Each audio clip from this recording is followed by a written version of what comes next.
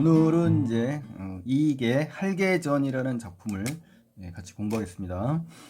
자, 할개라는 건요, 눈먼 암탉에 대한 전기 양식의 그 수필입니다. 아셨죠? 예. 핵심 정리 보시면은 주제 보시면 눈먼 암탉이 나옵니다. 그 병아리들을 이제 양육을 하는 걸 통해서 작가는 깨닫습니다. 자녀의 양육의 올바른 도리를 확장해서 깨닫게 되는 그러한 글입니다. 그래서 교훈적이고요. 성찰적인 태도 들어가 있고요. 유추, 그렇죠? 눈먼 암탉을 통해서 인간의 자녀 양육으로 확대 해석하니까 유추입니다. 자, 그래서 고전 수필이고요. 전입니다. 전 양식이에요. 자, 보실까요? 서술상 특징은 눈먼 암탉의 병아리 기르기. 그렇죠? 이걸 통해서 인간, 즉 사람을 양육하는 도리에 대해 깨달은 바를 제시한다. 이 얘기고요. 또 지나친 보호나 양육보다는 언제나 가까이 하는 거. 여기서 나오는 눈먼 암탉은 언제나 가까이 합니다. 병아리와. 그래서 세심하게 돌봐주는 것이 정말 필요하다라는 얘기고요. 스스로 알아서 제각기 잘할 수 있도록 기르는 것이 중요하다라는 얘기고요. 사람들의 통념이라는 건 이제 보통의 생각들을 얘기합니다. 일반적이러한 이 생각을 제시한 뒤에 그런 통념과는 다르다. 나는 그러니까 이제 설명 방식이 뭡니까? 대조가 되겠죠. 대조, 그렇죠? 대조의 수법을 써서 그래서 눈먼 암탉의 병아리를 잘 기른 것을 보고 나서 제시합니다. 그래서 주제를 훨씬 더 선명하게 보여주게 됩니다. 또 외부적인 조건에 불리한 여건, 이런 불리한 외부적인 여건 있잖아요. 이런 것이 오히려 더 나은 결과를 낳는 중요한 계기로 작용한다. 그런 깨달음을 주는 겁니다. 아셨죠? 한자 성어 중에 이런 단어 있죠. 우리 그 전화이복이라고요. 그렇죠? 이 단어가 떠오르네요. 이 단어가 연상됩니다. 그래서 이 단어가 딱 맞는 것 같아요. 지금 상황이. 그리고 일상의 경험과 또 어때요? 이에 따른 깨달음, 그렇죠? 깨달음이 제시되어 있습니다. 자, 그리고 눈먼 암탉, 즉 할개를 잘 묘사해 가지고요. 그 할개의 상태, 또 그 행동 특성 이런 걸 아주 구체적으로 제시합니다. 아셨죠? 또 의문형 문장으로 끝내서 독자의 궁금증을 유발시킨 다음에 그 행적에 대한 내용을 제시한다. 이런 겁니다. 행적이 나오면서 전기 형식의 그 글이 되는 겁니다. 또 눈먼 암탉이 이 깨달은 바가 있잖아요. 이거 인간사를 확대했다. 아까 얘기했습니다만 다시 한번 인간사를 확대해서 자녀 양육의 올바른 도리를 전한다. 이런 게 이제 유추가 된다는 거죠. 이제 이러한 설명 방식이 유추 확대해서 비유가 된 거죠. 그렇죠? 또 전의 양식을 빌렸다 이거예요. 전의 양식. 전의 양식이 뭐죠? 우리 그 대상 인물이죠. 인물 소개가 처음에 나오고 중간 부분에서 인물의 특성이라든가 그 인물의 구체적인 행적 등이 나오잖아요. 그리고 나서 마지막에 논평을 제시하는 것이 이제 전의 양식인데 그것을 빌려와서 내용을 전개하고 있다라는 거 참고하시고요. 구성을 보면요, 처음, 중간, 끝 세 부분으로 나눕니다. 그래서 처음 부분에서는 눈먼 암탉에 대한 사람들의 통념이 나오고요. 중간에 가면 이제 이 눈먼 암탉이 병아리를 양육하는 방법에 대해서 이제 제시합니다. 그리고 마지막에 사람을 기르는 도리에 대해서 내가 깨달았다. 바로 눈먼 암탉의 병아리를 기르는 방법을 통해서요. 아셨죠? 자, 한번 그럼 본문을 이제 들어가 보겠습니다. 첫 번째 이제 내용에서는요, 눈먼 암탉이 병아리를 기를 수 없을 거라고 생각을 해요. 그렇죠? 일반적인 생각이잖아요.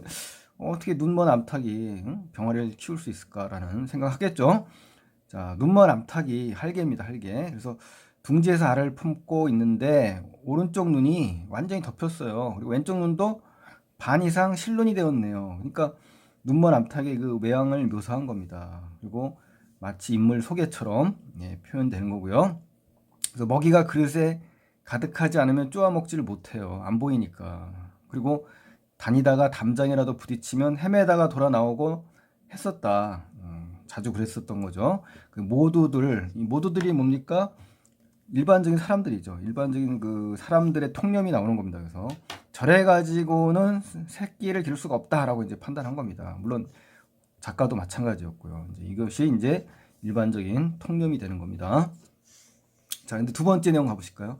이제 눈먼 암탉이 의외로 병아리를 잘 길러요. 보실까요? 마침내 날짜가 차서 그 눈먼 닭이 품고 있는 알에서 병아리가 나왔어요.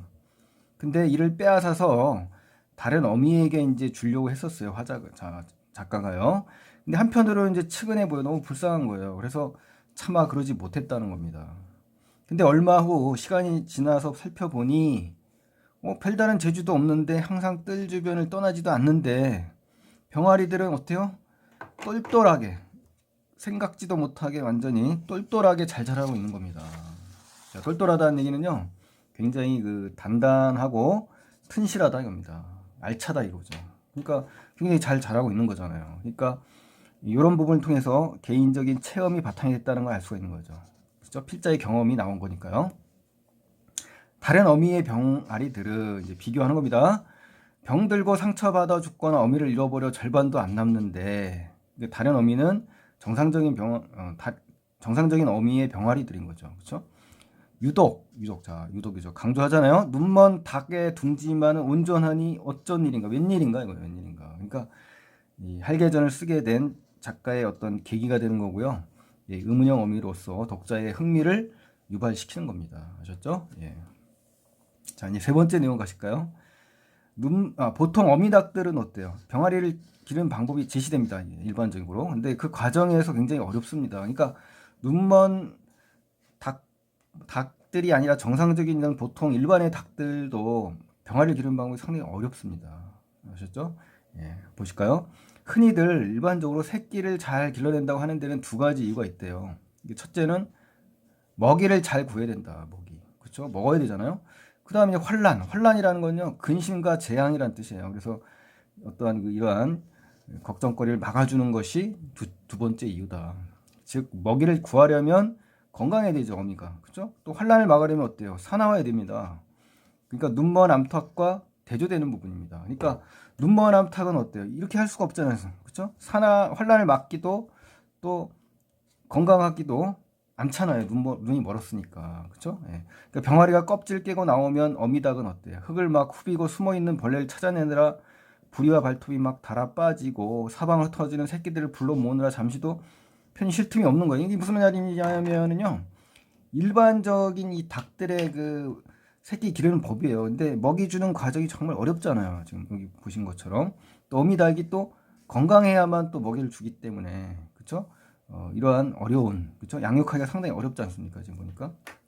또 있죠. 또 위로는, 그쵸? 위쪽 하늘로는 까마귀와 솔개 또는 고양이, 개, 그쵸? 이 부리를 세우고 빛을 막 펄떡이면서 목숨을 내걸고 항거하지 않습니까? 이러한 그 야생에서 적자 생존의 그 상황이잖아요. 먹이사슬에 의해서 이러한 그 강자들로부터 어때요? 목숨을 내걸고 저항한다는 겁니다. 그죠? 예, 대항하는 거예요. 그래서 마치가 뭡니까? 비유죠, 비유. 그죠? 예, 비유적인 표현이 나왔죠. 지기법. 용사랑 용감한 사람.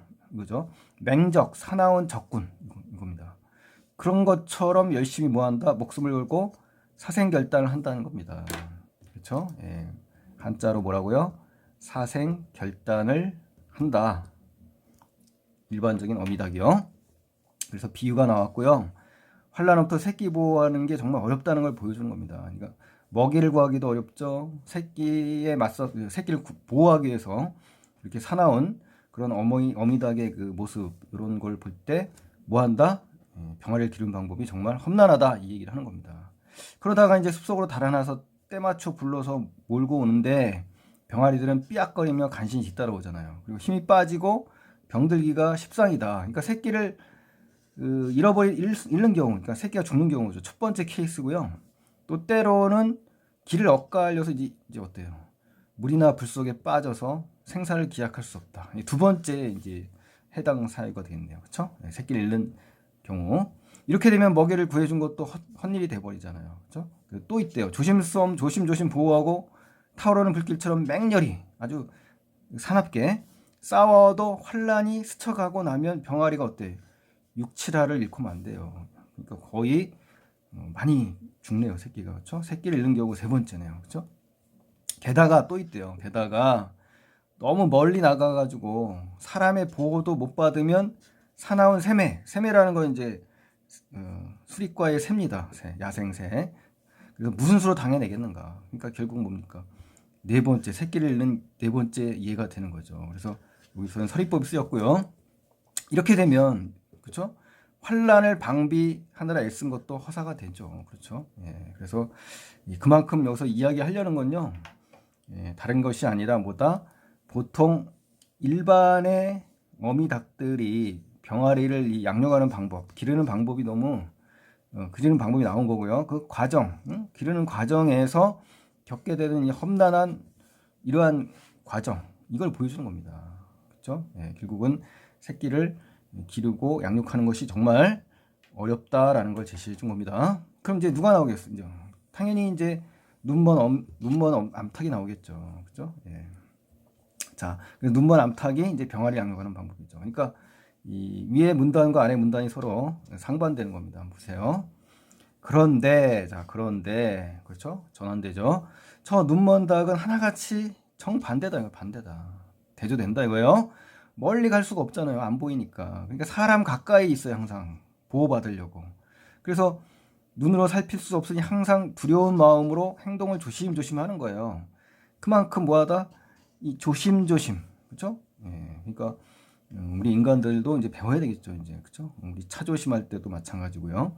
예, 모든 것이 조심조심하고 노상 항상 끌어안고 감싸준다 이거예요. 그 어린 병아리들을. 그러니까 여기서는 이제 한자성어가 딱 맞는데 뭡니까? 노심초사예요. 노심초사. 항상 조심조심 모든 마음을 쓰는 거죠. 그래서 눈먼 암탉이 병아리 기르는 방법 첫 번째 해당 사유가 되겠네요. 그렇죠? 그러므로 자, 인과 그러므로 힘쓰는 흔적은 보이지 않아요. 그렇죠? 힘을 쓰지 않는 거죠. 병아리들은 지들끼리 알아서 먹이를 쪼아 먹고 자라는 겁니다. 그러니까 결국 뭐냐? 눈먼 암탉이 병아리 기르는 방법 두 번째고요. 자기들끼리 알아서 자립적으로 먹이를 먹는 거네요. 그렇죠? 그러니까 힘이 잘 안 들어가겠죠. 네. 무릇 대개 병아리를 기르는 것은 마치 여기서 비유가 나왔네요. 작은 생선을 삶는 것과 같았다. 그래서 교란시키는 것이 가장 금기다 이거예요. 금기. 그러니까 교란이라는 거는 막 어지럽게 막 혼란하게 해서는 안 된다는 거예요. 그렇죠? 생선을 막 삶을 때 어때요? 어지럽고 혼란하게 하면 다 먹을 수 없게 다 부서지잖아요. 그렇죠? 그만큼 어떤 안정되게 그렇죠? 예, 질서 있고 안정되게 이제 안정을 시키는 게 중요하다는 거거든요. 그래서 혼란하면 안 된다. 금기시한다. 하지 말아야 된다 이 말입니다. 그래서 저 눈먼 닭은 지혜가 있어서 그런 게 아니래요. 지혜 때문에 그렇게 하는 것이 아니라 방법이 적중했다는 거예요. 뭡니까? 병아리를 기르는 방법이 적중해서 마침내 결국 양육, 즉 양육이라는 거는 보살펴서 자라게 하는 겁니다. 그래서 만전이라는 건 완전히 아주 완전함을 이루게 됐다는 겁니다. 이런 어휘들도 정확하게 기억을 하시기 바랍니다. 예, 쉬운 것 같지만 막상 물어보면 대부분 다 단어 모릅니다. 제가 확인을 해봤습니다. 여러분도 마찬가지일 거예요. 그러니까 이런 단어들 제가 체크해 놓은 단어들은 이왕 공부할 때 정확하게 해주시면 너무 좋을 것 같아요. 그렇죠? 단어 찾는데도 시간이 보통 걸리는 게 아니에요. 아셨죠? 예. 그래서 이왕 독서할 때 단어도 정확하게 하시라 이 말입니다. 예. 자, 그다음에 이제 다섯 번째 문단을 가겠습니다. 이제 보실까요? 눈먼 암탉이 병아리를 양육한 방법을 통해서 사람을 기르는 도리에 대한 깨달음을 간다. 그러니까 시험에는 뭐 반드시 나오겠죠, 이 부분이. 그렇죠? 가장 중요한 부분이에요, 이 부분이. 아셨죠? 요 부분들. 자, 볼까요? 사물을 양성한다. 양성이라는 건 뭐 양육이랑 같아요. 그렇죠? 예. 사람을 가르쳐서 유능한 사람으로 만드는 것이 이제 양성이거든요. 우리 인재 양성 막 그러잖아요. 그렇죠? 이 방도는 한갓 젖먹이는 은혜에 달려 있는 게 아니다 이거예요. 그러니까 그냥 단순히 젖을 먹이고 기르는 단순한 그런 것이 아니다 이거죠. 깨달았다 이거죠. 깨달았다. 통솔. 자, 통솔이라는 것은 여러 무리를 거느려서 다스릴 줄 알아야 된다 이거예요. 그렇고 제각기 제 삶을 이루도록 해야 된다. 그래서 중요한 건 뭡니까? 각자 삶을 이루도록 스스로 만들어야 된다 이거예요. 그렇죠? 아까 뭐라 했습니까 위에서? 저희들끼리 알아서 먹이를 쪼았죠. 예, 요것과 요거랑 그대로 연결되죠. 예, 그렇죠? 예. 자, 이렇게 해서 대응을 시켜야 됩니다.